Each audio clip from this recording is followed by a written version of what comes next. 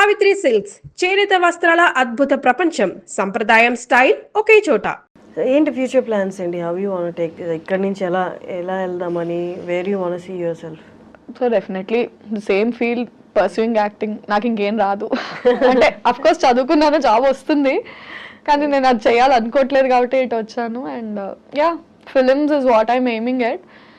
5 years down the lane అంటే కొంచెం year ప్రొడక్టివ్గానే ఉంది. లాస్ట్ ఇయర్ కూడా ఇట్ వాస్ ప్రొడక్టివ్ ఎనఫ్, 2 సిరీస్లు hit and all.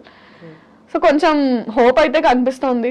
As long as somebody is not ready to stop me, I will go. Okay, మా అమ్మాయిలకి మేజర్గా వచ్చే question, even I'm facing, అందుకే ఈ క్వశ్చన్ అడుగుతున్నాను. ఎవరు ఎక్సెప్షనల్ కాదు కాబట్టి. పెళ్ళి ఎప్పుడు? తొందరే ఉంది, చేసుకుందాం. ఎప్పుడొకప్పుడు తప్పదు.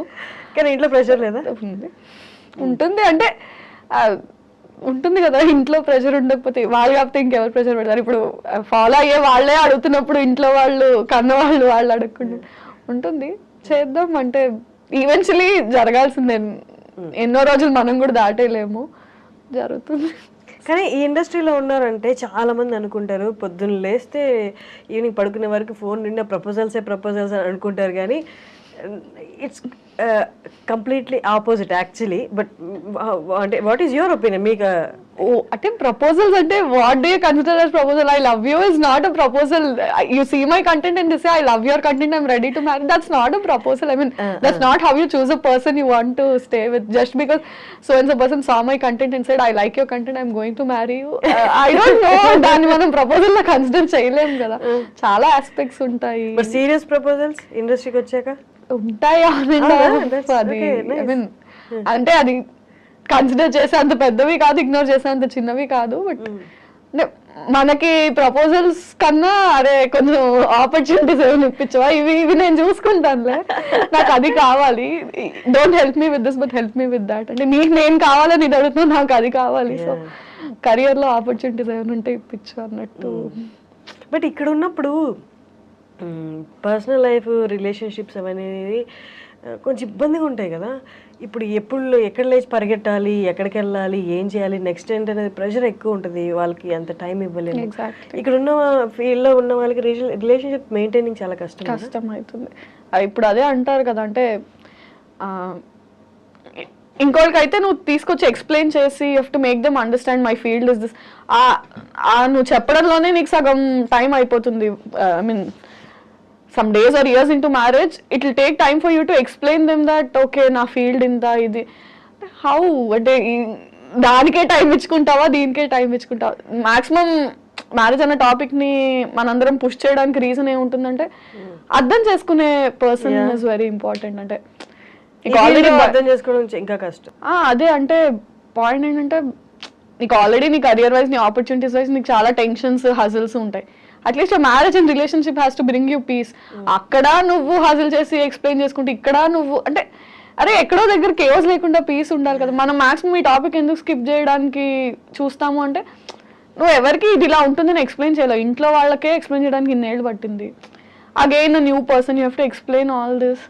బట్ ఎందుకులే అనిపించింది, కానీ తప్పదు, ఇన్ఎవిటబుల్. అంటే దాన్ని నువ్వు దాటేయాలనుకున్నా వాళ్ళు వేయనివ్వరు. అండ్ ఎక్కడో దగ్గర నువ్వు కాంప్రమైజ్ అవ్వాలి. ఇప్పుడు మన చుట్టూరు ఉన్న వాళ్ళని చూస్తే రియాలిటీలో పెళ్ళిళ్ళు సక్సెస్ అయ్యాయి, సక్సెస్ రేషియో అనేది చాలా తక్కువ, పడిపోతుంది కూడా. ఇవి చూసినప్పుడు ఇంకా అంటే మనకు ఆల్రెడీ నిరుత్సాహం లేదు, కొంచెం యాడ్ ఆన్ అయ్యి వద్దులేరా బాబు ఇప్పుడు అని అనిపించట్లేదు మెనీ టైమ్స్. ఐ మీన్ అంటే ఆ ఇన్స్టిట్యూషన్ ఆఫ్ మ్యారేజ్ అనేది డైల్యూట్ అవుతూ వచ్చిందో, అది మనమే డైల్యూట్ చేసాము తెలియదు, కానీ సంహౌ ఆ హోప్ అయితే చాలా మటుకు అవసరమా ఇప్పుడు మళ్ళీ. అంటే ఇట్స్ నాట్ లాస్టింగ్ అన్న పాయింట్ కన్నా దాని ఎఫెక్ట్ కెరియర్ మీద మళ్ళీ ఉంటుందేమో.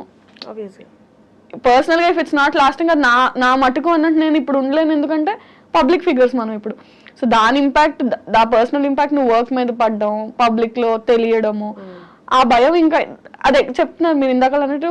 Don't we have to be extra conscious అంటే yeah we have to be extra conscious. మామూలుగా choosing a person and going marrying a person where, ఈ బయట ఇలాంటి అన్సక్సెస్ఫుల్ మ్యారేజెస్ ఉన్నప్పుడు ఇంకా.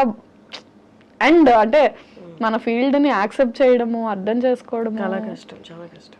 సో సమ్హౌ డీపెస్ట్ ఫియర్స్ లో అది ఉండిపోయిద్దేమో until it's going to happen we are going to be scared of it అనిపిస్తుంది. ఏంటి ఇన్ఫినిటంలో నెక్స్ట్ ఏదైనా ప్రాజెక్ట్ డిసైడ్ అయిందా, లేకపోతే what is your next? So ప్రస్తుతానికి పెళ్లివారమండి ఇంకొక 2-3 ఎపిసోడ్స్ లో అవుతుంది. అయ్యాక ఆల్రెడీ ఒక ప్రాజెక్ట్ రన్ అవుతోంది, జానకి సమేత రఘురామ అని.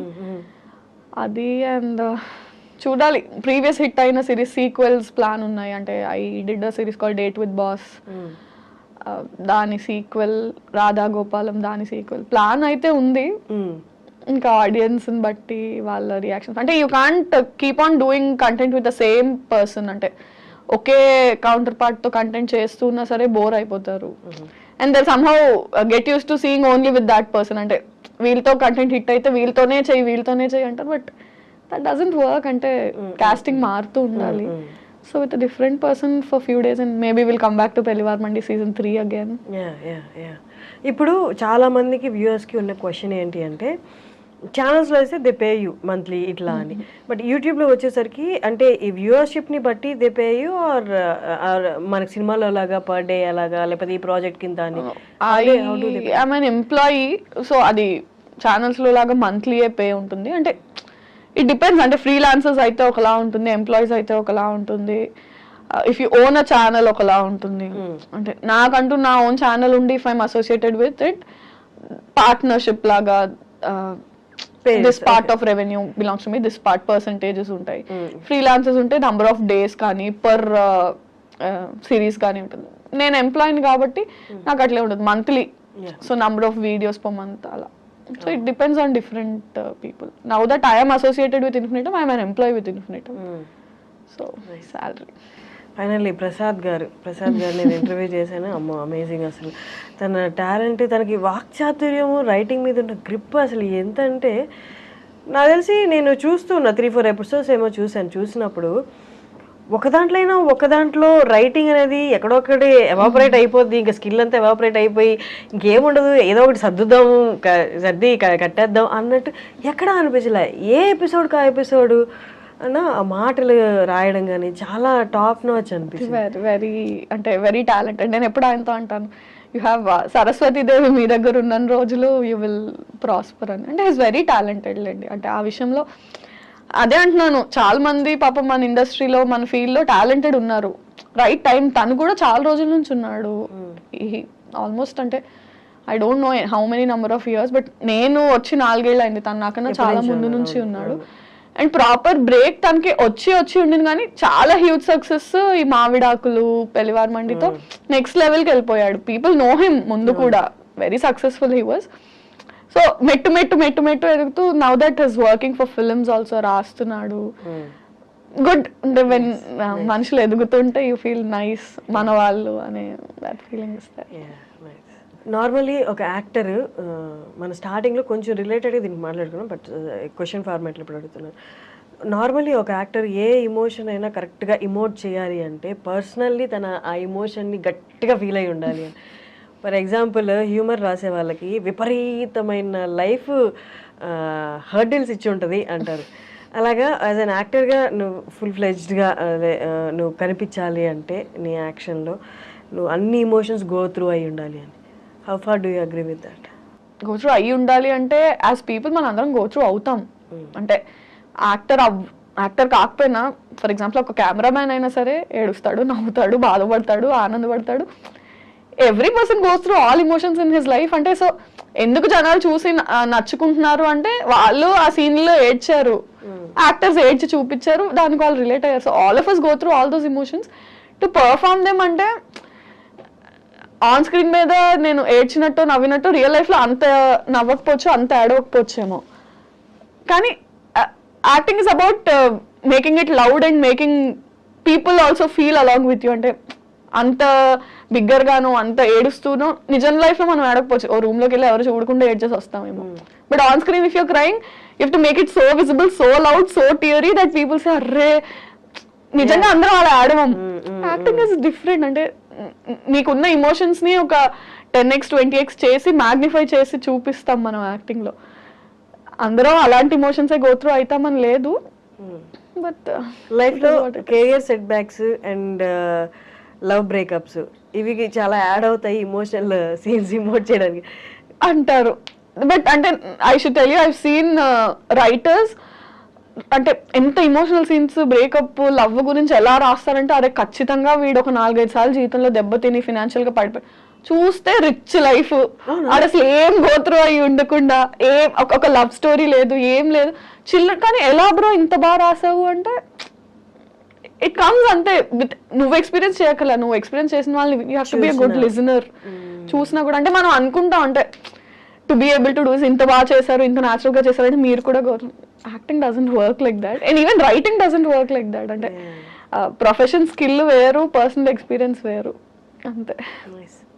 Nice talking to Virajitha. అసలు విరాజిత పేరు మీనింగ్ ఏంటి? సమ్మన్ హూ విరజల్లడం డిస్ట్రిబ్యూట్ చేసి స్ప్రెడ్ చేసే పర్సన్. మంచి పేరు అసలు చాలా రేర్. డాడీకి థ్యాంక్ యూ చెప్పాలి చాలా మంచి పేరు పెట్టారు. చాలా రేర్ కదా ఆ పేరు పలకడానికి కూడా చాలా కష్టపడతారు. నేనే 2-3 సార్లు తడబడ్డాను.